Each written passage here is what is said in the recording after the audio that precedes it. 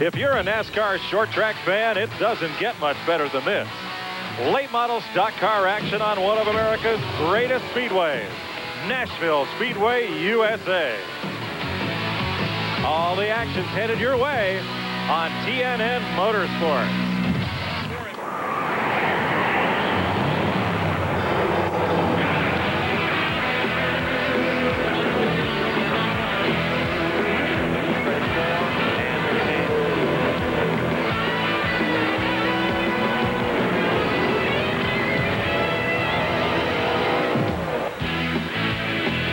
Welcome to one of America's great short tracks, Nashville Speedway USA, for the Grease Lightning Twin 100s for Nashville's featured Winston Racing Series division, the late model stock cars. Hi, everybody. I'm Mike Joy. What a great night of racing we have in store for you at one of NASCAR's most storied tracks. The all-time win list here at Nashville is headed up by names you'll recognize. Darrell Waltrip, 55 wins. Sterling Marlin, 31 wins. The first Winston Racing Series national champ, Mike Alexander, and then current Speedway champion, Joe Buford. It's a long and storied list of names that we'll talk about throughout the evening that have run here and gone on to national prominence. And Buddy Baker, the reason for that is this track really shows you how to win, and you can go from here and win anywhere. Why? Well, the straightaways are very, very quick. The corners are 18 degrees in banking. Come up out of the corners, the car wants to run right out towards the wall. You can lose control here at just about any part of the racetrack. So once you conquer this racetrack and you learn how to set the cars up, you can go anywhere and be competitive. The most recent graduate of Nashville Speedway USA to the big time has come back here tonight for a homecoming. Glenn Jarrett. And Mike, he's starting way back in the field. He's in the 15th row in 29th position, and that would be none other than Casey Atwood, the young phenom who is making his mark on the Busch Grand National Series. Casey, the last time I saw you was in Victory Lane at Dover a couple of weeks ago. This is a long way from there, but it's got to be fun to be back home. Yeah, you know, I just wanted to come back here and have fun. You know, hadn't got to race here any this year, so got an opportunity to race here and hadn't got a chance to race for the hometown crowd any. So not really what you would expect. You know, we've had a lot of problems out of the car. Had to do a lot of changing. So, you know, hopefully we can go to the front, but if not, hey, you know, we're just out here having fun. Well, that's the main thing for these guys, is to have fun. Now, let's go all the way up to the front of the grid with my cohort. Here's Dick Berggren. Thanks, Glenn. Joe Buford knows an awful lot about winning here at Nashville Speedway. 10 feature wins this year alone, 45 in his career, back-to-back track championships, including this year. So, Joe, let's go take the win this thing tonight. Well, it's going to take a lot of patience and good equipment, which I have a great car tonight here under me. These guys done one heck of a job, and I'm going to try to be patient. And to finish first, you must first finish. That's my philosophy. You got it. Good luck tonight, Joe. Mike Joy. Well, they either love him or hate him here. Half the crowd cheered him in introductions, and the other half also made a lot of noise. The late model stock car at Nashville, American-made sedans, of course, about 3,000-pound cars, 105-inch wheelbase, and Hoosier tires. And, Buddy, one thing about these cars that really helps when these drivers move up to Busch Grand National is the chassis and suspensions are very similar. They run truck arms in the back. A driver who can master one of these cars is looking at pretty much the same type of car if he moves up. Well, and the competition level that they have here at Nashville. One thing about it, you never see a runaway here. We may tonight, but it'd be the first time in many, many races here. You can count on bumper-to-bumper racing, side-by-side, and full contact also. You learn to take your lumps, and you go right on. And how many people have really graduated from this racetrack? It goes into the hundreds. From the short track that has produced a lot of NASCAR stars, we're set to go late model stock car racing at Nashville Speedway USA. Stay with us. Welcome back to Nashville Speedway USA, where this Winston Racing Series late model division has gone on to produce quite a few present and past NASCAR stars of the Winston Cup and Busch Grand National division. Here at the fairgrounds, the speedway is about 0.6 of a mile around. The front stretch is longer than the back stretch, 18-degree banking in the corners. Here's the starting grid for tonight's race. Wade Buttry has won the pole, and Joe Buford, the track champion, is outside. Mark Day and Darrell Sage in row 2. Craig Wilson, David Littleton in the 3rd row. Justin Alsop and Michael Green. Joe Ruttman, yes, the ageless one, in row 5 with Brad Baker. It's Gary Baker's son. Jerry Underwood and Mark Harrison in the 6th row. Josh Weston and Chevy White, Ricky Sanford and Cecil Chun, Mark King with Benny Hamlet in the 9th row. Then it's Stuart Kirby and Nate Monteith, Dwayne Hudson and Ricky Bolden, Jeff Roberts, Jeremy Thompson in the 12th row. Mark Ballard, Kyle McLenathan, Brandon Bendeley all the way from San Antonio, Texas. Bo Miller, Casey Atwood, the Busch Grand National star at age 19. Sammy Hagar. Sammy Reagan in row 15 there. Brian Rose, Stedman Marlin, that is Sterling Marlin's son. Morris Bice, Jeff Higdon, Jack Bailey, and Russell Winston, the 18th row. Jimmy Gooch, Kim Ritter, Lee Tissot, and Dennis Sutherland. Let's go to pit road. It's very simple tonight, Mike. The only pit strategy tonight is don't pit. They've got plenty of fuel to make it through the whole 100 laps. Track position is so important. Nobody's going to take tires if they expect to win. Glenn? Well, thanks, Dick. Starting in the 23rd spot is the car number 650. That's Jeff Roberts. What's significant about him? He is a crewman for Bruco Motorsports, who owns Casey Atwood's car. He outqualified Casey by 6 spots tonight. Let's keep an eye on him, see if he can outrun Casey. Mike? Thanks, Glenn. We're set to go green. Only the green flag laps count. 100 laps around this historic Nashville Speedway. Green flag, we're racing.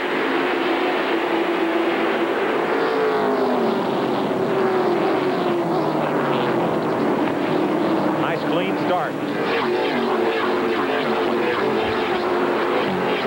Pole sitter Wade Buttry has the edge on Joe Buford. That's Buford on the outside in the predominantly red car, way outside. Well, you just keep your eye on this number 71 there, Buford. This guy has won 10 times already this year here at Nashville, and always a threat anytime. You know what he told me today, though? He said, I'm just waiting to get a call. I need to move up. I've done what I need to do here at this racetrack. He's been a hard runner. See that blue car on the inside? That's Joe Ruttman, former Winston Cup driver. Runs the Craftsman Truck Series, comes and runs this car on occasion. It's a Ford Thunderbird. Well, the car is owned by a guy that builds some race cars for quite a few of the guys here in the Nashville area. So he comes over here and does tests for this group. So they asked him to come over here. He said, well, I've never won at Nashville. You might have the wrong horse. They said, we believe in you. Earl Owens is the car owner and car builder. They're battling for 8th place with David Littleton. Now the car right behind, Brad Baker, that's another Owens-built car. Littleton, they call that the Flying Deuce right there, and this guy has always ran quite well here in races past, so we look for him to move up. Brad Baker there in the 4, and he is he's racing his uncle, Joe Ruttman. Yes. And Brad Baker has one Busch Grand National start this year, that coming out of Pikes Peak for Ed Whitaker. Yeah, and he won the last race here, which was a 200-lap feature, so he does know how to win, Brad Baker does. Back up front, battle there for 3rd place. That's Darrell Sage out of Murfreesboro, Tennessee, who was a Winston Cup rookie about a decade ago. Yeah, and he's ran in the Busch Grand National, and every time we come here, Darrell Sage, he used to drive the 21 a couple of years back, but he has always been a front runner. Battle for the lead.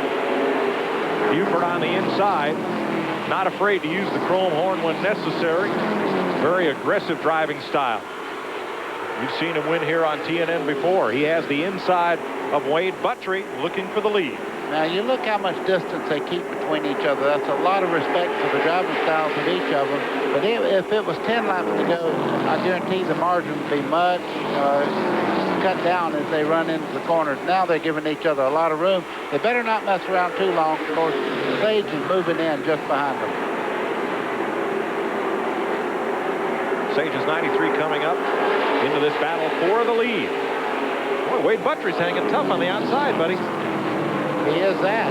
You can see right now, though, Darrell Sage, by the two of them, really, there's a lot of draft even on a 5/8 mile track. They're cutting a big hole in the air right there, and Darrell Sage is moving right up in this vacuum of those two cars running along here.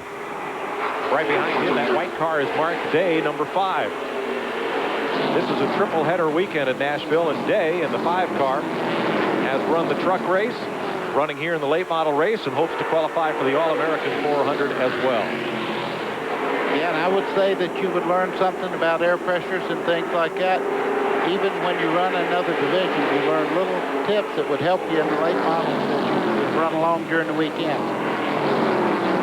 A first-rate rolling chassis for This series is about $35,000. Add $3,500 in running gear and about $13,000 for an engine, and you can put a winning car on the track here for about 50 grand. Well, the one thing that Nashville has always done is they've kept the cost of racing down by putting smaller carburetors on these cars. They don't turn the RPM, and you keep a good, consistent, great race car all year long. Slow car on the bottom, buddy. That's Stedman Marlin in trouble. He said the car was not working that well today. They were having trouble with it. He got it into the field, but it looks like he's going to be out of the race soon. Boy, this thing's fixing to heat up just a little bit. The first 4 cars look like they're welded together as they go around here. Monday in 4th spot right now has moved in on the lead trio there. Well, that's what fills the grandstand here on Saturday nights. They continue to race side by side for the lead. Buford on the inside in 71. He's got it. Closes the door on 98, Wade Buttry. They're just playing musical chairs right now. Buttry leads a little bit, and then Buford. That's your front duo. Darrell Sage sits in 3rd. Mark Day is 4th. Craig Wilson is 5th. We'll be right back to Nashville after this. These first 15 laps, and Joe Buford, 71, has opened up a lead on this man, 98, Wade Buttry. Well, it looks like to me Buford gets through traffic a little better right now than the other cars that are chasing him, or he's caught the traffic at a better place on the racetrack. And sometimes if you catch him as you're coming out of the corner and you make the pass coming down the straightaway and another guy has to pass in the corner, you get this kind of lead over 2nd place.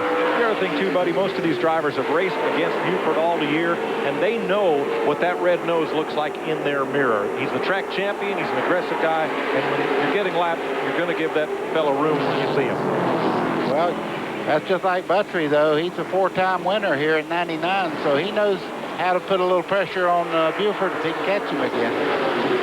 Moving past the 78 of Russell Winston, who loses it. Can he hang on? He does. Oh, my gosh. I can breathe again. Russell Winston getting overlapped, trying to hang there with the leaders, and hung it way far out in turn 3. We stay green, no harm done. Craig Wilson moves around the outside in 0-1. Wilson has taken over the 5th place. And Mark Day has gotten past Darrell Sage and all that for 3rd. There's your leader, Buford. His dad, Fluky Buford, was track champion here and one of the all-time winners. You know, I actually raced against his father a few times. Fluky also was a guy that competed many races against Darrell Waltrip. Here's what happened up in turn number 3. That is way far around. That has spin written all over it, buddy. Yeah, well, Mark Day made the initial contact and got him a little bit sideways, but he moved up the racetrack and allowed him to regain control of the car. Now, if these cars had been on radial tires, that would have been it. Gone. Once you get that far sideways on radial tires, you lose all grip on the racetrack. But these are bias-ply tires, and you do have staggers, so they will hook back up once they break loose. So Joe Buford continues to lead at 21 laps. Let's go to Dick Berggren. Well, folks, if you ever smiled into a radar gun that had you going to a little bit too quick, this is what it looks like. Almost 100 miles an hour in the middle of the front straightaway. Field absolutely flat out flying here tonight at Nashville. Has he got a ticket book in his pocket? I hope not. Track champion Joe Buford out in front of the field here at Nashville. We've been caution-free. We're coming up on quarter distance in this 100-lapper that will close down the season for Nashville Speedway for 1999. Mike, there's a lot of people around the country that think this guy is just waiting and biding his time to get a good Busch Grand National ride, and he has all the qualities of car control to move up to Busch Grand National and make himself very competitive. Well, he did run in Daytona in the Dash Series this past February, his first effort at Daytona, and finished 3rd, buddy, so he's got the right stuff. Yeah, well, definitely he does. Like you said, the people that graduate from here, the Green brothers, Waltrips, Sterling Marlin, so many people have graduated out of this racetrack and went on to stardom. This place, he's got the right stuff. All he needs is the right ride. Well, speaking of graduates, and Bobby Hamilton is another, let's find Casey Atwood, who just 2 years ago was bringing his high school books to the racetrack to study in between qualifying runs. He has come from 29th up to 20th spot on the grid. There's Casey. Yeah. I tell you, you talk about a kid that's only 19 years old. He's won twice in the Busch Grand National Circuit. He's also finished twice here. One time he finished second here at Nashville, Busch Grand National. His future is bright, bright, bright. It's just, I don't see him going anywhere but straight up to. He'll be in Winston Cup in another year and a half. Slow car in the back straightaway. There's the field going past it. Going to stay right down on the bottom and make it to pit road, it looks like, without incident for Bernie Hamlet's car. It makes you feel good to see somebody like Casey Atwood come back to the track that made him a star and run against these guys. It makes these guys feel like, yes, this is the place to be, because even a star like Casey Atwood will come back here and compete against us. Even though he's not out front right now, he's giving the best he has right now. And that makes these guys feel like there is a future for him. He's trying to get past Winston there, the car that nearly spun to bring out a caution in turn 3. It did not in 43. Nate Monteith is leading the way through for Casey Atwood. And I'll give you 2 guesses who Casey Atwood's hero is in racing. Darrell Waltrip. You got it. We watched Darrell Waltrip as a kid here win many, many races. 30 laps complete here at Nashville Speedway USA, and Joe Buford's out front. Of course, for all things country is country.com on the World Wide Web. Welcome back to Nashville Speedway USA. 29 laps are complete. Joe Buford is the leader, and here's why we're under caution. The 40 car of Mark King gets together with a 0 of Ricky Sanford, and the 105 of Mark Harrison gets the worst of it. Yeah, and Rick Sanford there in the 0, way up in the air. He just climbs right on top of Mark Harrison as they hit the outside wall together there.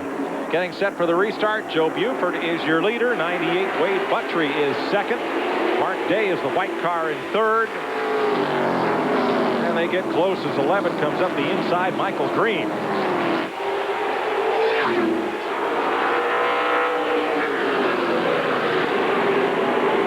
Everybody's got cool tires now, and you can see we've got a challenge here. Buford goes very wide coming off the corner. They got together coming out of turn 4. Buttry might have moved Buford over just a little. Well, yeah, he just barely touched him, but that's short track racing. These guys have a lot of respect for each other. Look at the room they're giving each other in the corner. And Joe Ruttman is coming up as we watch this great battle for the lead. That Ford of Buford has what, buddy, a 100-pound weight break on the Chevrolet? Yes, it's 50 pounds, as a matter of fact, between the Ford and Chevrolet. So Buford's got a little bit lighter car, and as they go along, of course, 50 pounds don't sound like much, but it makes the tires last a little bit longer before they start giving up. Buttry settles into second with that 98. Buford the leader.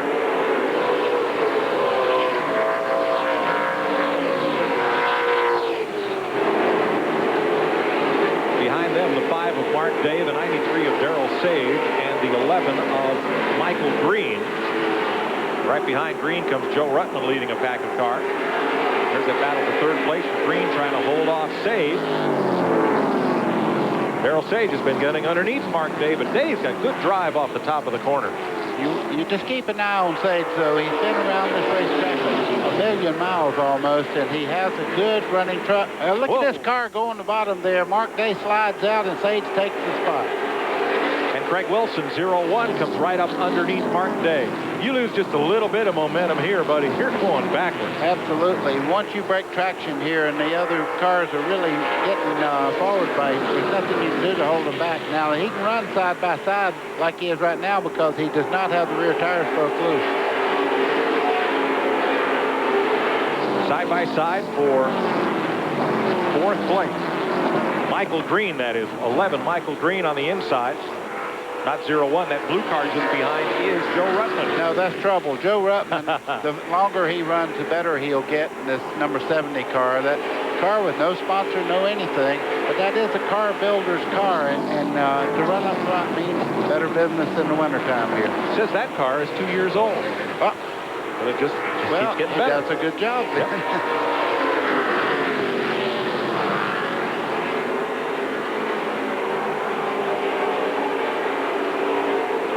Good battles rage on for fourth on back. Let's go to the pits and Glenn. Hey, buddy, I'm watching Joe Ruttman. I was listening to what you said there. You said the longer he runs, the better he gets. He's been running for so long. How much better can he get? Well, Glenn, I do know that he had wins in Busch Grand National back in 1982. And he's also been a consistent winner in the truck division. Raced with Jack Roush last year. Runs the Dodge now for Dana. He's what you call a traveling racer. Anything he goes into, he's up front, and he's always a competitor. He's had second place finishes in Winston Cup. Led as far as the white flag lap at Talladega. Oh, yeah, he should have had a couple of Winston Cup wins in his career, but had problems near the end of the race. But let me tell you, he might be 53 years old, but he knows how to drive a race car. Justin Alsop, 24, right on Ruttman's tail. Ruttman is 70. The blue, white numeral car. I love old age and treachery myself. I like to watch it. He knows how to work a guy over, too. When he gets behind him, he'll move around. Try to get him looking in the mirror and then make a move to the inside. Ruttman's 52. He must not have had as many birthdays this year as some people. I think he counts one for me, one for you, one for me. I think he's a little older. Oh, I don't know. He says 53. I'll buy that. Okay. Good run for David Littleton there on the inside, and that number 2. Flying Deuce. That's a pretty famous car around here. 42 laps complete. This one is going fast. And back up front. Boy, Wade Buttry has not let Joe Buford get away. No, and Darrell Sage in third place there, the third car in that picture right there. He's keeping the pressure on, too. These guys are going to eventually, it looks like, start racing again, and when they do, Darrell Sage will move right in on them. More on that second place car of Wade Buttry. Here's Dick Berglund. Well, Mike, a few laps ago, Buttry had started to drop back a little bit on Buford. His crew got on the radio and said, hey, we don't like your line. Just follow Joe. He did. He picked up Joe Buford's line and closed right in on his back bumper.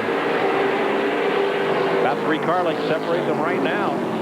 Still a pretty tight battle here for the lead. Buford the leader, Buttry in second. The 93 of Sage is third. 44 laps are complete here in Nashville. Similar to a lot of them, you know, a lot of them are bigger and some of them are smaller, but just the way you got to drive them, I guess, you got to kind of roll through the center of the corner and wait on it. A lot of people try to get on the gas real early and slide it out of the corner, but wait and come off the corner low here. And it was, you know, Bobby taught me that. Bobby Hamilton taught me you kind of wait and get on the gas a little later and come off lower, and you can. I don't come up to the wall till about at the start-finish line. I come up to the wall, so you know, it must help me at a lot of tracks because I've had a lot of success and having experience. So I ran here for 2 years in late models, and it must have really helped me a lot. No question about it. And Dennis Adcox also thought so much of his driving ability, he'd give him his first chance at Busch Grand National. They went to Rockingham, qualified in the top 10, ran a very competitive race. And, of course, like everything, Dennis wasn't able to hold on to him, but he actually got him his start. We're coming back off a caution for a collision involving the 2 of David Littleton and the 24 of Winston Alsop. Alsop spent some time in the pits with damage from the wall, and we're back to green. The battles for second spot behind Joe Buford, 98 on the inside, Wade Buttry, Darrell Sage on the outside. Darrell Sage is one of the toughest drivers that's ever been around this racetrack. You can see him using the high line, losing no ground whatsoever to Buttry. To Dick Berggren. Moments for the team of 71. Joe Buford, your leader. Right front corner damage. Somehow or another, Buford has tangled with another car out there. However, fortunately, at least so far, it doesn't seem to have hurt the performance of our leader. Mike?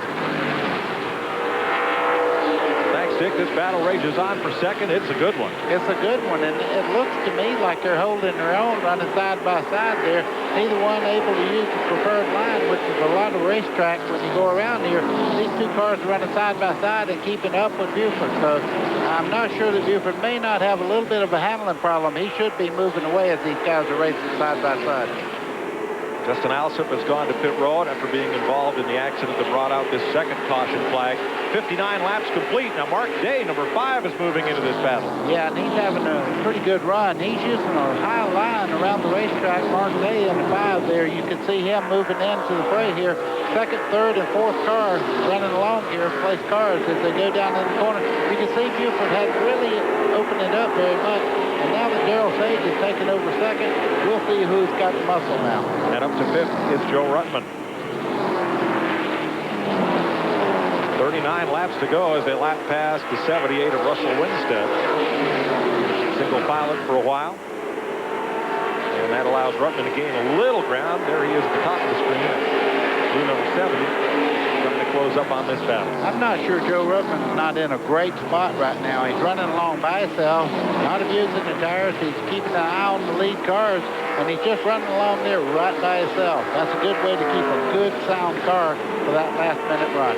Joe told me this afternoon, he said, this Hoosier economy tire it's a slick, it's a great tire for these cars because it's very repeatable. Once it comes up to temperature, you can run 100 laps here, and the 100th lap will be just like the 3rd lap. Yeah, and this guy right here, he's about like Dick Trickle. You want to talk about a tough individual in a long run. The longer he goes, he'll figure the racetrack out and adjust the car as the way he runs around the racetrack also. If it's got a little push, he'll make a later apex, get the car turned, and get back in the throttle. That comes from experience. Ruttman runs in 5th place. Lives here in Nashville. Front battle. And Darrell Sage has moved to 2nd behind Joe Buford. Yeah, the bad part is that interval stayed about the same. I think Buford may be doing a little mirror driving right now, looking back, just running fast as he needs to. He's got to look away as he's got about an 8 or 9 car length lead, buddy, as they come off the 4th turn to complete 66 laps, 34 to go. Yeah, but that's less than the second lead that he has right now. So, boy, I mean, you can wiggle one time and the second place car would be right on your back bumper. Casey Atwood now up to 14th position. Boy, moving up here is tough. And Ricky Bolden, the number 95, up to 10th place after starting way deep in the field, 22nd. Meanwhile, Mark Day, he's just working Buttrey over. Yep. Those two are going on. Darrell Sage has moved out to a little comfortable margin there as he actually looks like he may be catching Joe Buford. That he is. So Joe Buford has led most of the way here at Nashville, but still 32 laps to go, and anything can happen. Stay with us.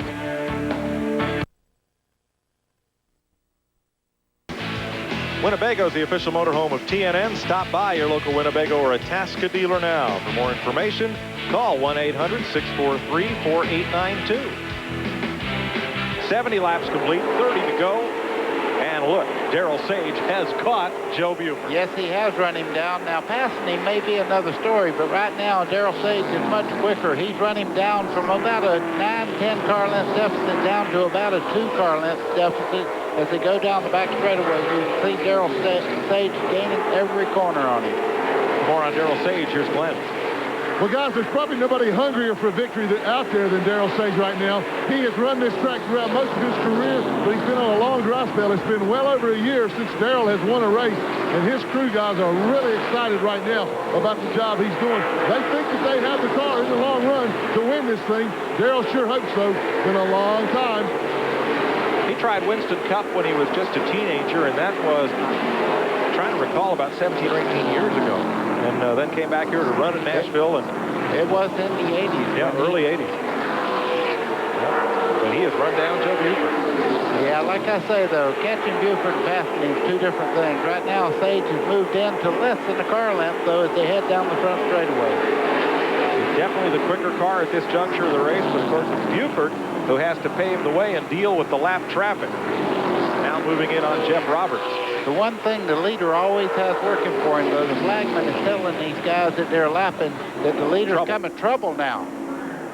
That'll be Jerry Underwood, who spins his Beaman Pontiac and rips the right front and the right rear off it. He was in 17th position at the time. He's pretty well used that one up.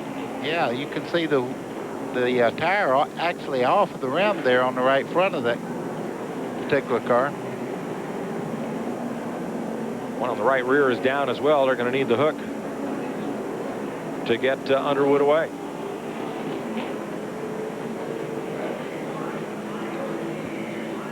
And we'll be back to the Nashville Speedway. Joe Buford is leading from Darrell Sage and Wade Buttry, with Mark Day fourth and Joe Ruttman fifth.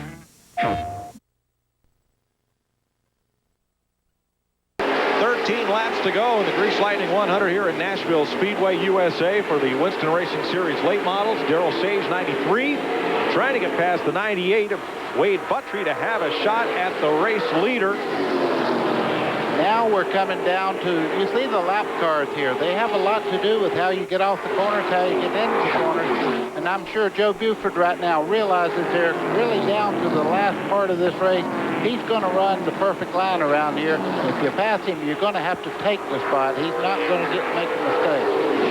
Wade Buttry is right there, though. In 93, Darrell Sage, at the age of about 17, ran his first Winston Cup race right here at Nashville, finishing 16th. So he's got a lot of laps on this track since. But Buford has been the master of this speedway this year. Well, he got the jump as they started back after the last caution, and since then looked like the dominant car. But I still believe Darrell Sage right now, if it was like a 50-lap run instead of just a few laps, he may have the car that's the best on long run. But he's got to get it going here with 10 laps to go. Joe Buford, 42 Nashville Speedway victories, fourth on the all-time list behind Darrell Waltrip. Oh, man, did you see that? That was the top three, all taken out in one crash. Buttry's still underway there as he comes to the yellow flag there. And remember, caution laps do not count. Just when you thought Joe Buford was getting ready to sign the check, there is the 27, Kyle McLenathan, whose car had spun at turn 3, and the leaders coming past just ripped the sheet metal from it. These are metal-bodied cars. Yes, and you can see the door itself is actually in front of the roll cage there. It sheared it right off, bent the door bars a little bit. That's actually the rocker panel there that you see bent up on the bottom part of the race car, so that was a hard lick. All right, he's already spun. Here come the leaders into the accident scene at turn 3. Buford checks up. Buttry goes into... Wow, all three cars really hit hard there. Sage may have gotten the least amount of damage, but Buttry was the one car that was able to keep going. And Buford down on the inside was on the inside wall there, did a lot of damage to his car. There's the best news. McLenathan is okay. All right, Sage is in the pits. Glenn's there. Yeah, Mike, and I don't see any damage to the car. They're looking on the right side. There must be some sheet metal damage or something over on that side, but I see nothing on this side. All the tires look to be up. Yeah, they're working over in the area right in front of the right rear wheel. I see them pulling on it now. We just can't see it from this side of the pits. Yeah, I can see through the race car now, so there is some damage there. Glenn, it's smashed in pretty hard right there at the right door, and the one nice thing is that it's not back on the tire itself. So we'll clean this one up. Here's Dick Bergman. 98, Buttry is also in. They're going to change tires on the right side of that car, but there's a possibility that the panhard rod, the track bar, the thing that locates the rear end in the car, may well be broken. That is the principal concern. If that bar is in fact broken, his day is done. Well, he's pretty well done as far as any chance to win. He has no rear spoiler on that car. The right side of that car is really caved in there. A lot of damage on the back of the car. Don't look for him to be back. An incredible crash as the three leaders tangle with a car spun up in turn 3. We'll be right back to Nashville after this. Featherlight is the official trailer of NASCAR Kart IRL and major sponsor of NHRA. Call Featherlight for your trailer needs at 800-800-1230 or 319-547-6000. 10 laps to go after a crash in turn 3 has taken out all three of the leaders. Now, Buttry and Sage have returned to the racetrack and still on the lead lap since caution laps don't count. Let's show you once again what happened up in turn 3. Okay, the 27 of McLenathan's already stopped up here. He spun. You see Buford get his car sideways. Buttry runs in there. Darrell Sage comes in. All three of the first three cars in trouble. Buford hard into the inside wall. Joe Buford has been taken to the infield in the track ambulance where they checked him out. And he climbed out of the car under his own power. Glenn Jarrett? Okay, guys, this is Joey Kincaid here. He's the crew chief for Mark Day, and wow, a lot of big crash in front of you put you guys in a great position. If you got the car to hold those guys up, there's some guys back there that are pretty tough, Joey. Well, to be honest with you, the car's been loose since the beginning of the race. I hope we can hold them off. I have faith and confidence in Mark Day. He's one of the best drivers I've ever worked with in my 10 years in racing. I'm really excited, and we're getting ready to go green. Thank you. Okay, you heard it all, guys. Joe Buford led 79 laps. Mark Day won here April 17th of this year. His first win since 1992 when he got 4 victories. Going green, 10 laps to go. Joe Ruttman in the second place right there. You can see right now it's going to be a dogfight right down to the end here. The 95 there of Rick Bolden is really putting some heat on these guys. He may get Ruttman going into turn 3. Bolden has the inside. Ruttman shoves it in there deep. Oh, boy. Ruttman moves up the racetrack now. They're coming off almost side by side down towards turn 1. On the inside is the 95 of the track record holder, Bolden. And up comes Mark King to battle in the 40. Still side by side for second. And that lets Mark Day get away a bit. Mark Day's got about a 5-car length lead, but I guarantee you one thing. Bolden gets loose here. He's got a very fast car. And coming into the picture is Brad Baker in the number 4, that yellow and red car. Still, they fight for second. Joe Ruttman powered back off turns 2 there, just holding him down where he can't really get full throttle out of the corner. If you keep that lower car down there, it's impossible to get back in the throttle and get a clean run off the corner. Casey Atwood up into the top 10 as we watch this battle for second place. Mark Day's beginning to drift a little bit in the corners now. These guys are actually keeping up with him running side by side. Yeah, Ruttman just gave Bolden too much room on the bottom of the racetrack that time. Keeps him a little tighter down on the racetrack in 4. They're still side by side with 6 to go. I tell you what, if he clears Ruttman, I think he can catch Mark Day. Mark Day's car is not doing all that well. He's out there in clean air right now and has the whole racetrack. These guys are making contact now. The lapped car of Russell Winston got down and out of the way. And look, here comes 95. Ricky Bolden thought he had him cleared, but he doesn't. Ruttman comes right back. Ruttman's right on the right rear corner there. As they pick up the throttle, Ruttman will power back up the side of him as they come off turns 2. Well, it's sure keeping Ricky Bolden from having a run at the leader. There's the damaged car of Wade Buttry, who was second before the big crash. They're all coming up on these guys. They're running side by side. I see Brad Baker now making a move towards the front also in the number 4 car. Yep, he's up on the leaderboard in 5th place. What a great race here. Still side by side for second. Well, Joe Ruttman does know one thing. It pays more to finish second than it does third, so he's going to fight for every bit of real estate that he can get here. 3 laps to go. Ruttman's team changed engines yesterday. Boy, he's got just enough in the middle of that straightaway. Yeah, and you don't ever know when one of these traffic cars would move up in front of it just like it did there, and Joe Ruttman now has second all to himself. Justin Alsop there. Back in 4th is the 40 of Mark King. In 5th, the number 4. That is Brad Baker.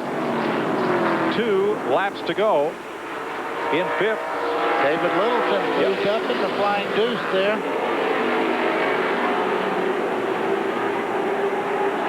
White flag. Mark Day, who was running a solid 4th, and the 3 leaders all tangled. With 10 laps to go, Mark Day is on the way to win this. He is that, and he comes out down the back straightaway and clean traffic, no lap traffic in front of him. He has nothing to do but just run a good, clean line.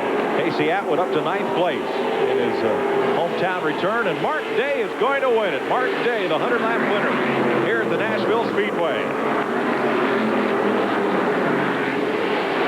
Second goes to ageless Joe Ruttman.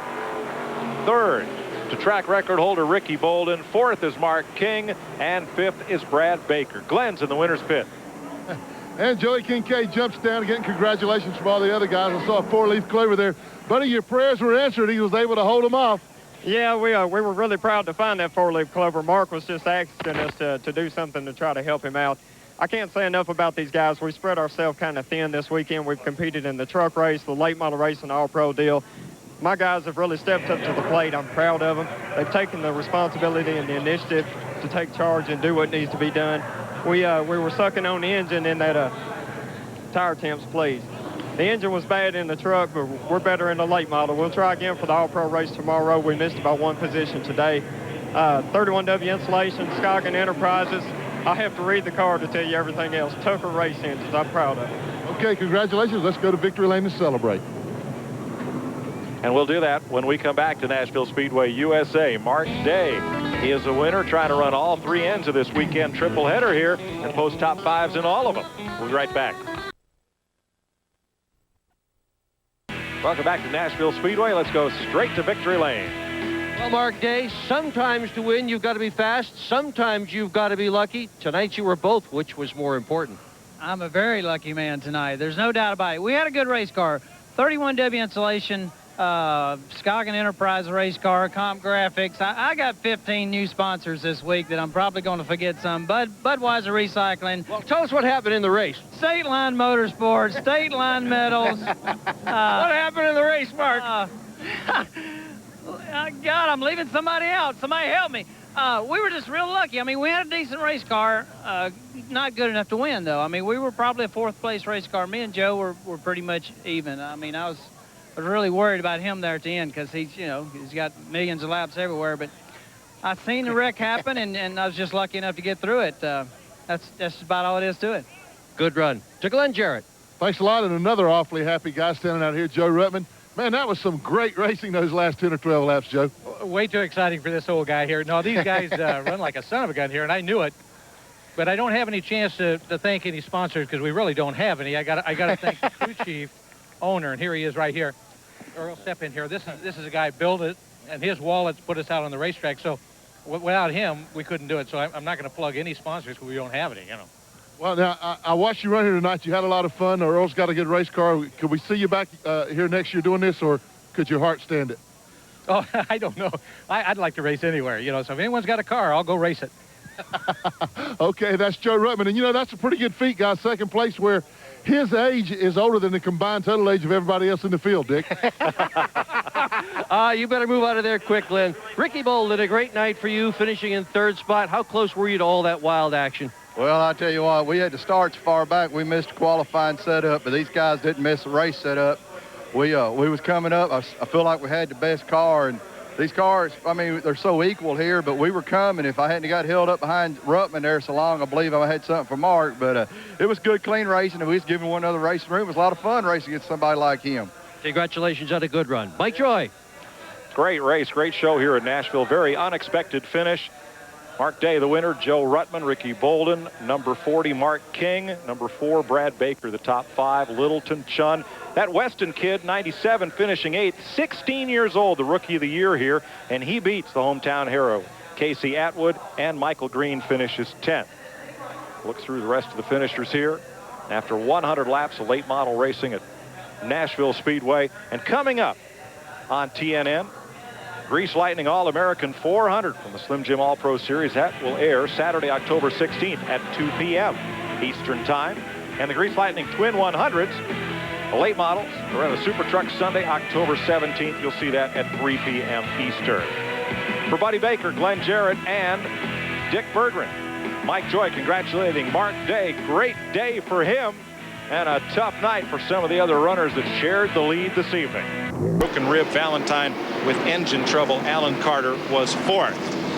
In the field tonight, 27 Chevrolets, 6 Dodges, and 5 Ford trucks. So good representation across the truck manufacturers. Yeah, and don't lose your mind if you hear them say, listen, I was in a Dodge and I blew up a Chevrolet motor. They can have a Chevrolet motor in a Dodge truck. Okay. Yes, they can. I believe you. Yeah. All right, let's get set to go for 100 green flag laps around Nashville Speedway USA. Chevrolet Camaro pace car is in, and the trucks are ready to rumble in front of a nearly full house here at Nashville.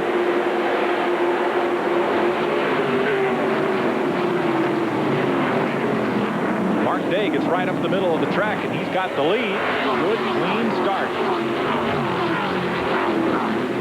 Day has has it, but 31, Brad Stell's coming right after him and around the outside. Yeah, you can see Mark Day, though, fighting back on the inside as they head down towards turn 1. 3 wide entering the corner, and that yellow truck, Bo Miller, 38, had to back out of it or he wouldn't have had any place to run. He would have been down on the flat. 48 moving up the outside. That's Roy Binkley. That white truck in the outside lane, 3rd in line. Yeah, Binkley had a broken leg most of the season this year. I think this is his 2nd race back after he broke his leg in a wreck on the racetrack a couple of months back. Well, he's holding 3rd. His sister and former pit crew member is Nashville recording artist Kippy Brennan. Yep. Here comes the 82, that yellow and black truck up around the outside. That's Mike Reynolds. Reynolds got a good run going here, buddy. Yes, I was talking with him in the garage today, and he says, you just keep your eye on me. He said, I might not be the hottest thing out there on the first 5 laps, but when the tires start to warm up, he said, I have a good running truck. The leaders have overlapped Joe Brown, and an early pit stop for Mark Stegall in the number 20. Mike, you're 3 wide on this 5/8 mile as they go around here. I mean, you'll see them as they get the tires hotter. The truck angle in the corner, the yaw factor will really come up. They'll be sideways all the way through the corner, and don't bother them a bit because with a radial tire, if you get sideways, you can't drive it back. These, hey, that's part of getting around. I raced most of my career on a bi-supply tire, and they really are fun to race because you can crank them sideways and just drive them out. Best battle on the track here, buddy, at 9th place, the number 9, Frank Bauer, trying to hold off Kerry Boyton, the 49. And now the 9 of Bauer trying to move back up on those front 8. Head of that pack, the 5 of Mark Day has dropped back from the pole position. 48 working underneath is Binkley. Yeah, Binkley's able to keep his truck low, and you can see right there that Mark Day's having a time. He's way up on the racetrack and having a hard time holding it down. Brad Stell is your leader. Binkley has gone to 2nd place, and Mark Day hangs on to 3rd here at Nashville Speedway USA. We'll be right back.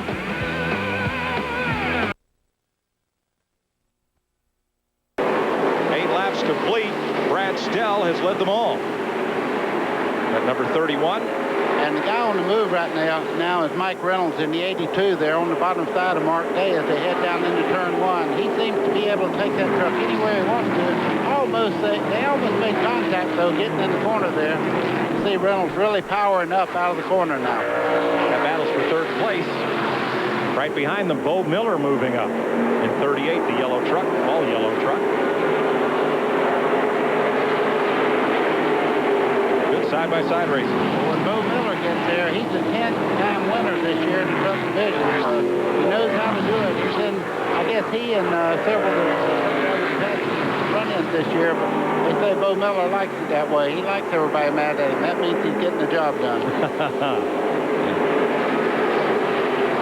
Big trouble in the front straightaway.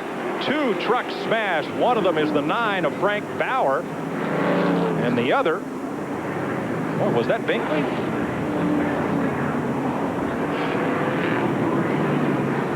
Binkley's teammate, that's Kerry Boyt. Kerry Boyt in the 49, not Binkley's 48. Yeah, Boyt still sits there.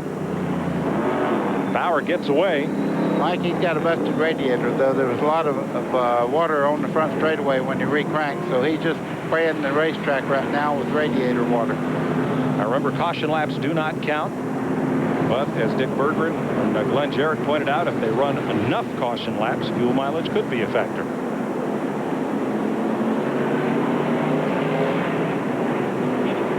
Also involved, there was one other truck involved. I believe it was Gary Wade Finley, track champion in this division. There goes the cleanup truck by our leader as they go down into turn 3. They're coming around. The accident was just off turn 4. You see Boyd's truck right there beat up pretty good on the right front corner.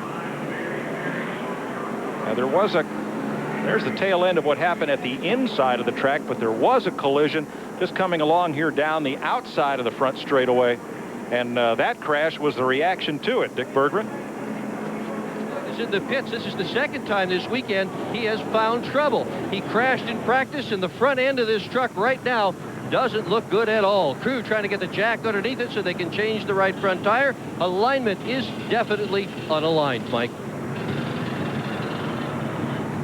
So they'll have a bit of work to do to get the 49 of Kerry Voigt back into this race, and you see how quickly Nashville Speedway narrows up when there's trouble.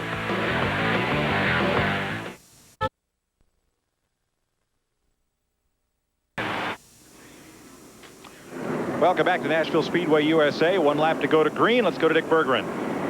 He's had a really tough year here at Nashville, Mike. This is his 8th DNF in 21 starts.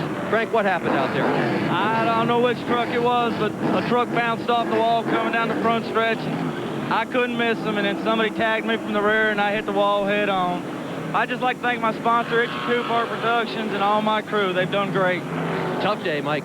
Thanks, Dick. One of those trucks that bounced off the wall was Gary Wade Finley, 37, and for his part in bringing out the caution, track officials have put him to the rear for the restart.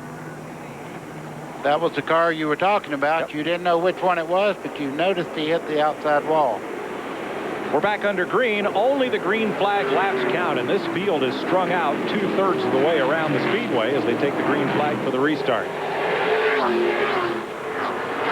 Oh, a little contact there as they head down into the corner. 82, Mike Reynolds gave the 5. Mark Day, a little bit of muscle there. It's a full contact racing. As they go along, you'll see a lot of fiberglass flying in the air tonight. It's like we say of the Busch North cars and some of the pro stocks up north. They start with their tempers and fenders intact. Bo Miller in the 38 there, just under Mark Day as they power off turn 4 there down the front straightaway. Miller gets stronger on long runs. He's been here so many times. He knows how to set his truck up, air pressures and everything. So look for him to be a factor all night long. Man on the move is that blue 95, buddy. That's Alan Carter. He was the fastest qualifier, but with the inverted start, had to start this race in 7th. And here he moves under the pole sitter, Mark Day, number 5. Yeah, they tell me when Alan Carter gets up there with Bo, there's better keep your eyes on them. They've been pretty much racing all year long. They've had a couple of confrontations where they actually swapped paint on several occasions, and I guess they had to go and have a little talk with the people here at Nashville Speedway a couple of times also. And just coming into the picture is the number 103. That'll be Tandy Marlin, cousin of Sterling, and the famous Racing Marlins out of Tennessee. He has now come from 13th on the grid up to 7th.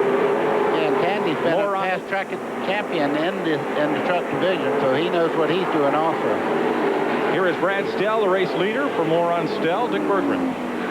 Surprised to see Stell leading this event. He's won here twice already this year. Indeed, he won this very race last year in this very truck. But there is concern in Stell's pit. Late this afternoon, they pulled the clutch out of that truck and put a new one in. They're just having problems with the clutch. So far, so good tonight, but there is some worry here about the leader's truck, Mike.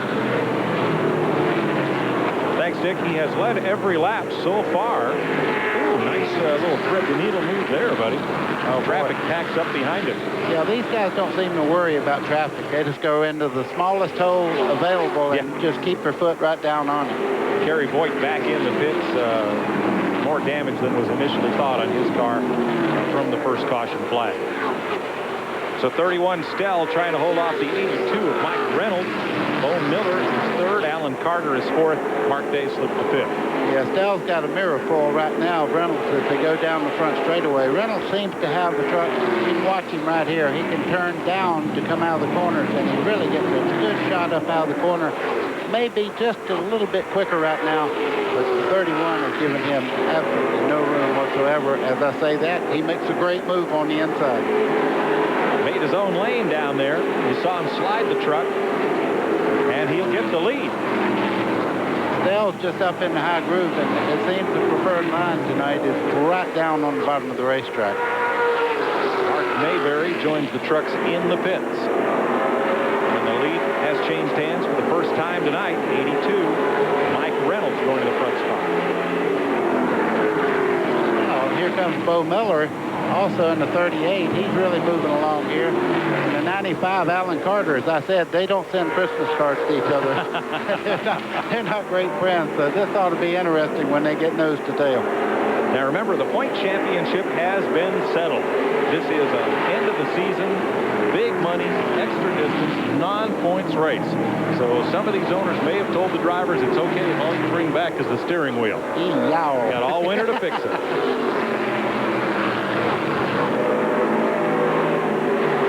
Dell right now is beginning to slide a little bit, getting into the corners. I think he's losing some grip on the back of the truck. Bo Miller's loving it because he's able to turn down. More on Bo Miller. Here's Glenn. You know, Bo Miller has been running this truck. He told me before the race, he said it's kind of beat up. It's an old truck. And he had that new truck built by Mark Day. He just didn't want it. This truck was so good, he didn't want to get out of this thing. He won 10 races in this truck this past year here in Nashville. I don't blame the guy for not wanting to get out of it. That truck is showing right now why he doesn't want to get out of it. He is consistently moving up through the field, putting pressure on him. Bo says that the longer he runs the truck, the faster it gets. And that shows, Glenn. I mean, he's all over 31 Brad Stell. Yeah, and Alan Carter's just sitting right there, just waiting on either one of them to make a mistake because he's ready to bounce. He's right on the back bumper of these guys right now. 24 laps completed. Nashville Speedway USA in the Grease Lightning Twin 100. Kroger Super Trucks of Nashville. We'll be right back.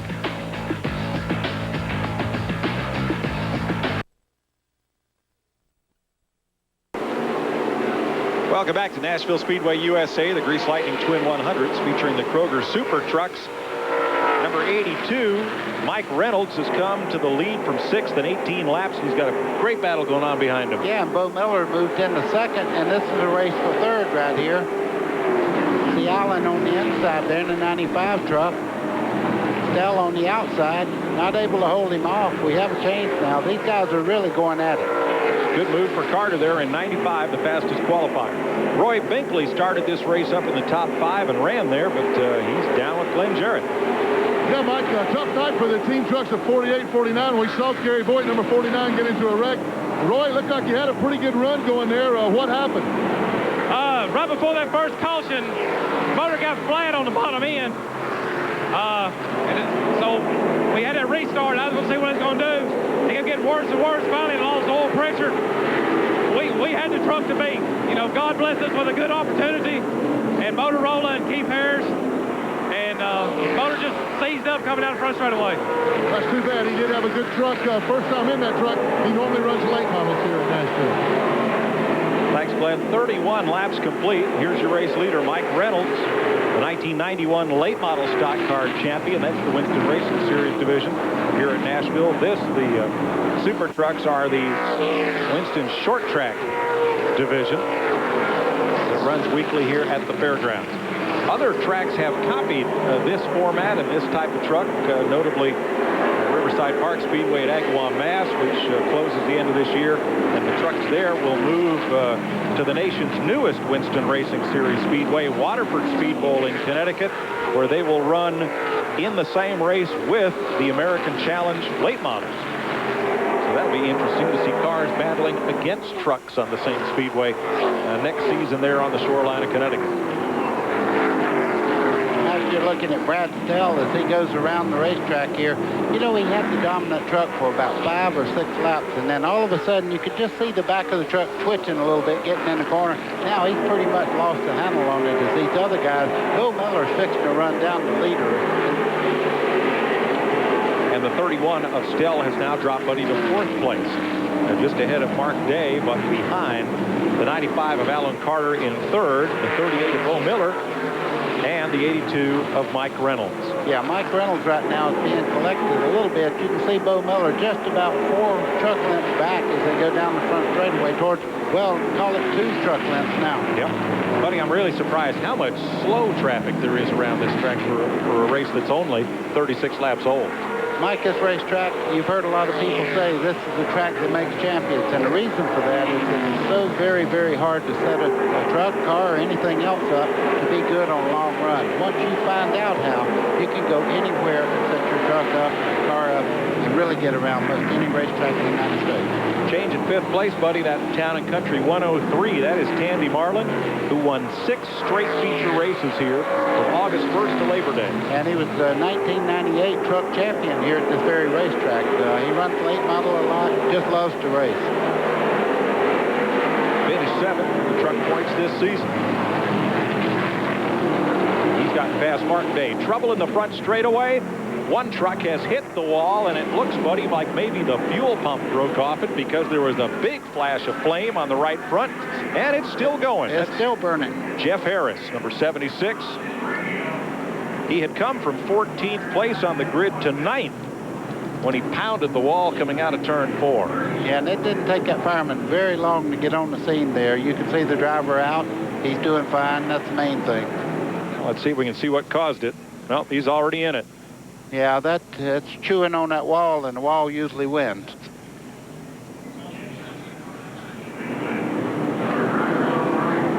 So a tough break for Harris. It puts us under caution at lap 37 for the second time tonight. We'll be right back to Nashville Speedway USA after this. All Things Country is country.com on the World Wide Web. Welcome back to Nashville Speedway USA. Mike Joy with Buddy Baker, Glenn Jarrett, and Dick Berger in pit side as we watch Mark Day trying to hold off the 89 of Scott Fetchel. That's back at 6th place. Up front, things have heated up. Mike Reynolds has been caught by the 95 of fastest qualifier Alan Carter. And Buddy Carter changed his line a couple of times around the speedway. That got him past the 38 of Bo Miller and right up on the bumper of the leader. Good short track drivers never run the same groove all the time. He'll move around, get you looking in the mirror. You go in the corner a little bit hard looking up, lose your line a little bit, and you'll take that spot away. Not quite that time. It's going to be hard to get by Reynolds. He's able to turn that truck and get back in the throttle. Wow, and you can see right now, Carter has got his hands full getting off the corner there. That's what I was talking about. When you run up out of these corners, the back of the truck gets very, very light. He gave a wave to Bo Miller for not getting into him as he lost his momentum coming up off the corner. Now 31 is back in it. Brad Stell. Brad Stell right now hadn't gone out there and set the pace, and I believe he's kept the tires under the truck. He didn't heat them up like when he was in the lead earlier on, and the truck seems to be very, very good right now. We're just past halfway in this 100 lapper for the Kroger Super Trucks at Nashville. And that battle for third place rages on long runs. Brad Stell's truck had not been that good, and here we go for the lead again. Carter can't get there. But Stell this time, buddy, he's a factor in this. He's not dropping back. Yeah, I think that was the thing. I think when they dropped the green flag, he went out there and ran the truck as hard as he possibly could. Maybe abused the tires, got the right rear a little too hot. Now he's just running along, keeping up with the leaders, and he's not abusing the tires. I think he may have learned something already. A lot of lap traffic in the second half of this race. Leaders now pulling up on a pack of cars, headed up by Mike Church, who moves to the inside, and then Alexander number 2. I see one car dragging a piece of metal around the racetrack. There was a lot of sparks off one of the lap cars as they went down in the corner. You can see it right there. Looks like somewhere it might be exhaust pipe on the left front there, or left rear on the... That's 02 of Scott Hudson. Oh, one car almost tagged the wall. That number 64 of Doug Montague just got so far sideways out of turn 4. I thought he was coming around, and here we go for the lead. Reynolds just drives it on down in there, gets the truck stuck, and gets back in the throttle.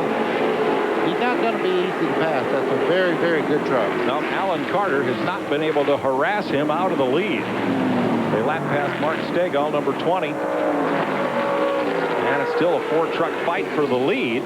I thought Tandy Marlin might be able to catch this pack, but he's been unable to do so. Yeah, they're sliding them and sliding them. This might be the move that we've been looking for. Not quite. Oh. Reynolds drives are deep down in the corner. Lap trucks are having a lot to do with this right now. They're running up on trucks that are running much slower. They have to fall back in place or go in there and maybe create an accident.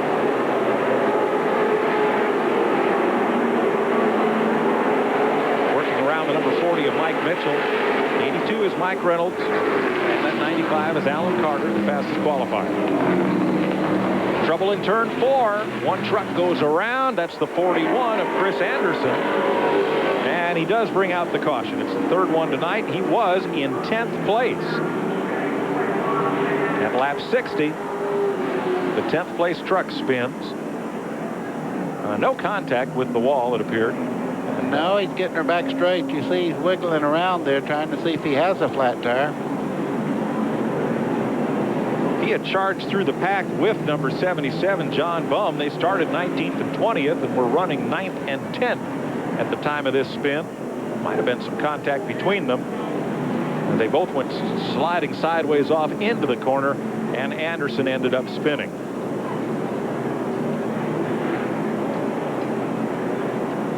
.60 of 100 laps complete. And we'll be back to Nashville Speedway USA, where you're watching the Kroger Super Trucks right after this word.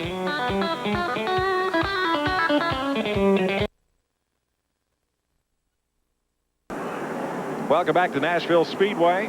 A caution flag has sent Doug Montague to the pits along with Mike Mitchell. In turn 4, Tandy Marlin is out of the race with a massive oil hemorrhage. And we're back under green with Alan Carter, a 6-year go-kart racer, winning 75 races and 3 championships before he moved up to stock cars in the lead. And Mike Reynolds just behind him, heading down in the corner, the 82 truck there. Bo Miller just behind him. Mark Day in the 5 as they head down the front straightaway. Dick Berggren, Alan Carter, the race leader. Boy, what a tough run of bad luck he has had, and a lot of folks are pulling for him. Well, Carter had a real tough ride in 1997. His brand new house was destroyed by a tornado. That ought to be enough for anybody, but just a few weeks later, his business caught on fire and burned to the ground. Fortunately, it's been a better year this year with 4 wins here at Nashville, and he's in the lead right now, Mike. He just got way sideways off the front bumper of the second place truck. Number 82, Mike Reynolds, and this has been a great battle, buddy, for 4th. Yeah, Brad Stell now, our early race leader, really turned it up a couple of notches. Mark Day fighting back on the outside. They've had 2 or 3 run-ins during the night where they're side by side. And, whoa, a little contact there as they come off turn 2. 88, Bobby Ray Balcom, that right pumpkin truck, right behind them, looking for a piece of this 4th place battle, too. And the 77, John Bum. Well, it's good to watch, but when they run side by side like this, neither truck has a great line around the racetrack. You can see how much ground they've lost to the leaders as they're moving away. These guys are going at it for position here. Balcom's actually catching them as we speak. And Day is really having to hang the corner of the truck out coming out of turn 2 to stay even with the 31. Yeah, you can see him go down in the corner right here. Right there is his strong suit. Coming off the corner, he has a great run as they come back off. The trucks draw back almost dead even, but not now. It looks like these guys are going at it. You never know what these guys are doing right now. They're trying to save the tires. They're trying to run as hard as they possibly can. Well, they did get together a little bit ago, battling side by side for 4th place. Do you think? Yeah, that was almost a whammy out coming off the corner there as they head down the back straightaway. So for now, the 31 of Brad Stell is settled into 4th. Let's go back up front. 95, Alan Carter, fastest qualifier, having it his own way. Right now, Carter's got the perfect thing. When you're out there on a short track and you start running the track and not the people around you, you run a perfect line around the racetrack. These guys are trying to catch you. They may overdrive getting in the corner, get the truck to sliding a little bit. I always preferred to lead if I could have it on short track. In the pits is the track champion, Dick Berggren. And the truck is pretty well beaten up on both sides, Mike. They're changing right side tires. The left side is well chewed up. Gary Finley has had a tough night for sure. Won the championship, as you can see, without winning a race. A lot of top 5s, 10 of them, 16 top 10s. Yeah, consistency, and that's what a track championship is all about. You can't sit in the pits and win championships. There's Alan Carter, who in 9 years of racing stock cars came here to Nashville in '92. We got caution again up in turn 4. The 44, David Matheny, brings out the 7th caution with 19 laps to go. And again, buddy, turn 4 has been the trouble spot tonight. Getting out of these corners, anytime you come to a race here in Nashville, trucks, cars, it don't matter. That has always been one of the trouble spots, coming off turn 4, and of course off 2 is so narrow. If there's something in front of you, you're in it before you know it. The paint paint job looks just like Rick Corelli's paint job on the Craftsman Yeah, Truck the old Series. Terry Labonte car when he ran the 44 car. For Billy Hagan. Yeah. Yep. And he's going to get it running, and he's set to go for these last 19 laps. Now, Mike Reynolds, number 82 there in second place, has 16 career late model wins here at Nashville, 13th on the all-time win list, so he too knows well the way around this racetrack. We're going to come back for these last 19 laps at Nashville Speedway USA. So stay with us. We'll be right back.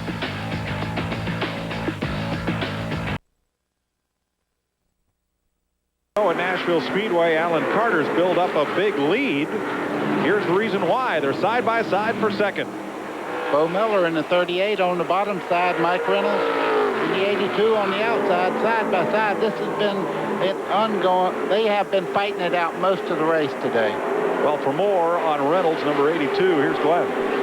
Well, guys, as crew chief Mike Winter told me that right before the last restart that they thought that they might have something for the leader. Whoa. I didn't mean to yell, but we almost had a wreck on the back straightaway. Well, he thought he had something for the leader, but then... what he might have, Glenn, is he might have a tire going down. He just got way out of shape in turn 4. Now he's going to be okay, it looks like. But that'll give second place to 38, Bo Miller. Yeah, and Brad Stell in the 31 there is moving up as they made contact. He really closed in. Mark Day right along with them. So second, third, and fourth right now are really having at it. Yeah, Alan Carter now is walking away with this. That side-by-side battle for second gave him a lead. You can see him almost a straightaway as Reynolds hangs it out again. I'd say he's a little bit frustrated because he did get hit coming out of the corner over there and almost lost control of the car. So truck rather, and another $1 in the till for old Bud. Let's go to the leaders pit. Here's Dick. Well, I've been listening to J.R. West on the radio talking to his driver, Alan Carter, and also the spotter talking to Alan, and they sound like a couple of cheerleaders here. They're telling him that there's nobody on the racetrack that has anything for him. It is his race to win. Carter has called back on the radio and told him he's got the truck to win this thing. Looking for his 5th victory of 1999 in this division. Yeah, the tip on that, he's almost a full corner ahead of everyone, and now he's running perfect lines around the racetrack. He does not have anybody in the mirror, nobody in front of him. Mark Day has caught back up with the 31 of Brad Stell. This is for 4th place.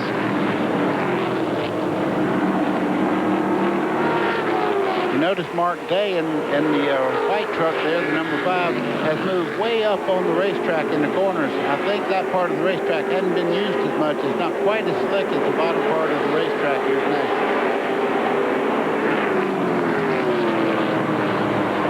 There's still a good fight for 4th, and we seem to have lost Bobby Ray Balcom. He's drifted back a bit, and that number 88 that was part of all of this fighting as they lapped past Martin Stegall in the 20. Balcom is about 4 car lengths. There he is, the bright orange truck, having surrendered 6th place.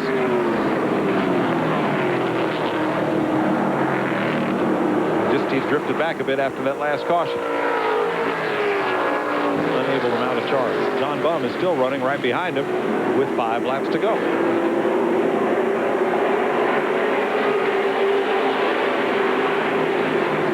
You tighten up the old belt right now. With 5 to go, what you want to do is not make any mistakes whatsoever, because you know everybody's behind you. It's going to try to get your position, so you just quit looking in the mirror and run the best line around the racetrack you possibly can. Here's 89 Scott Fetcho trying to take that 5th spot away, and Balcom bounced off the wall the last lap coming out of turn 2 and almost lost 6 to Bum. Inside goes the 89 of Scott Fetcho. 5th place at stake here. 31 Brad Stell got real loose, so I wouldn't give 4th place away just yet.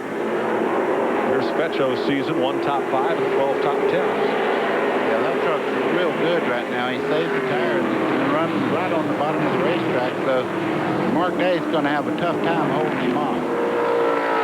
Well, he might have saved him a little long, buddy. Only 3 laps to go. He's got a good fast truck if he can get it in there on the bottom. 2 to go this time.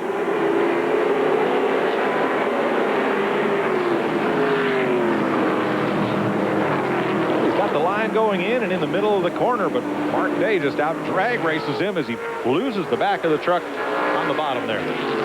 Well, my hat's off to this 95 truck of Alan Carter. He has driven a perfect race in this truck and has had it up front all evening long as the white flag does come out. The limited late model champion of Nashville in 1993 when he won 16 of 22 races. Alan Carter leads the final 39 laps and wins here in Nashville. Big battle for 5th place. Spetcho on the inside of Mark Day, and he's not going to get him. No, he's not going to get him. He had a very good truck at the end, but Mark Day just kept his foot in it, kept it sideways. Dick Bergeron's in the winning 5th. J.R. Weiss getting ready to talk to his driver just a little bit more. So many trucks here. How did you guys manage to pull this thing off? Oh, I'll tell you what, we got the best driver in town. There's no better driver than Alan Carter. I got a funny thing. He's liable to say he had the best truck. Well, I'll tell you, I'm going to miss these guys. I'm moving to North Carolina. I'm going to miss them a bunch. Okay, you go down. Congratulate your driver. There he goes. J.R. Weiss winning crew chief tonight. Mike? Got a little passenger there on the roll cage on the right-hand side. And we'll be back to Nashville Speedway USA to finish things up in just a moment.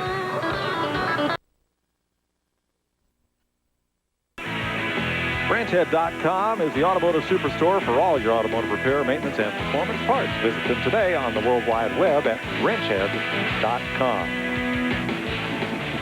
A last lap crash involving Jimbo Campbell, who finished 10th against the fence. He didn't look like he was real happy about this. Ooh, put the hex on somebody there.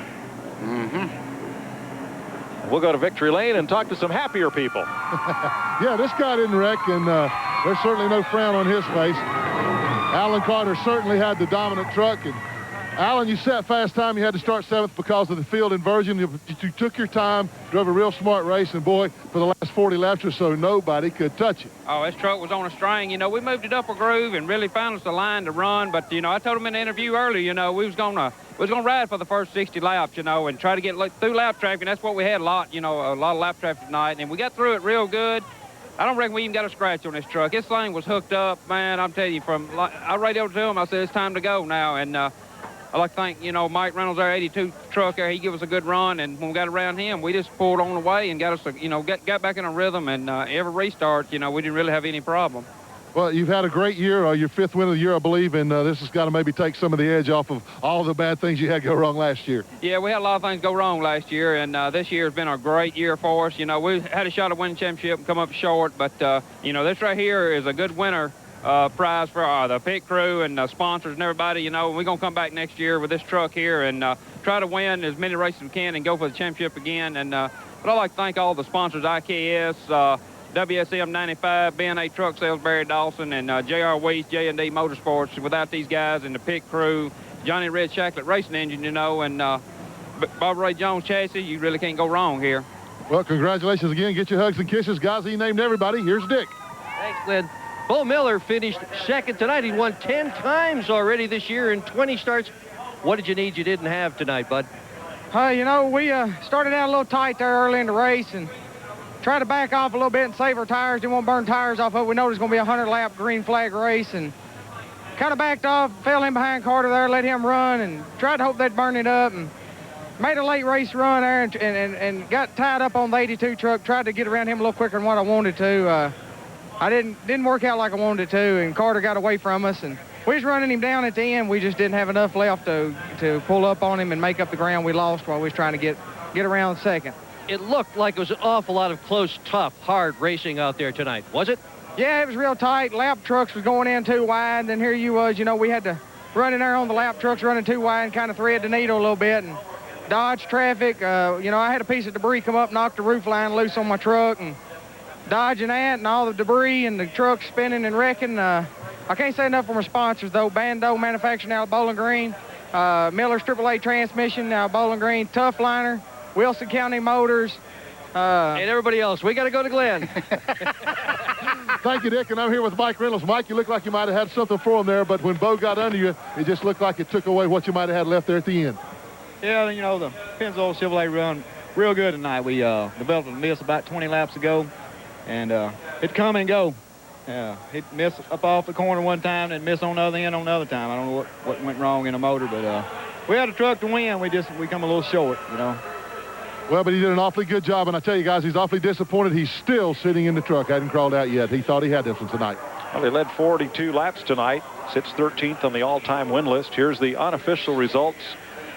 Alan Carter, Bo Miller, Reynolds, Stell, and Day, the top 5. Fetcho, Balcom, and Bum. Great battle back there, 6 through 8. Clymer was the driver Campbell was mad at. They still finished 9th and 10th.